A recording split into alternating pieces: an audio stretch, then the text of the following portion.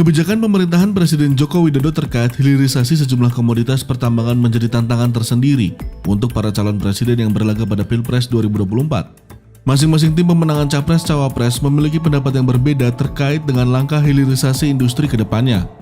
Seperti yang dilontarkan tim pemenangan Anies Muhaimin, Thomas Lembong yang menganggap pemerintah saat ini hanya fokus pada hilirisasi.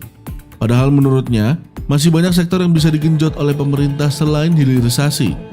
Dampak lapangan kerja itu minim, mungkin kontribusi pada angka pertumbuhan ekonomi lumayan, tapi ini bukan berujung kepada penambahan lapangan pekerjaan, perbaikan penghasilan pekerja.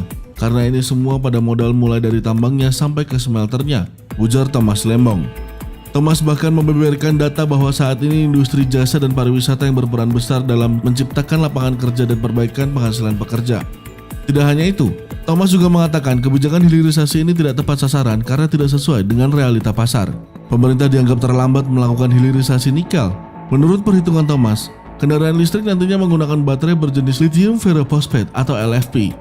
Masih senada dengan Thomas, tim pemenangan nasional Ganjar Mahfud MD yakni Heru Dewanto yang menganggap pemerintah seharusnya tidak hanya fokus pada hilirisasi, melainkan supply chain dari hulu ke hilir.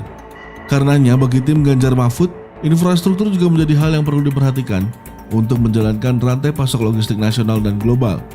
Tidak hanya berfokus tentang hilirisasi, Heru menyatakan Ganjar Mahfud juga mencari mesin-mesin perekonomian yang berbasiskan lingkungan hijau. Selanjutnya, tim pemenangan Prabowo Gibran Derajat Hawibowo yang punya pendapat berbeda dengan yang lainnya. Menurutnya, hilirisasi di pemerintahan Jokowi adalah amanat undang-undang sejak era pemerintahan SBY. Derajat menjelaskan bahwa hilirisasi yang dibarengi dengan pengembangan industri menjadi salah satu langkah Indonesia guna melepas status middle income trap. Apapun kritik yang ada, kebijakan hilirisasi ikut membantu menjaga surplus perdagangan kita.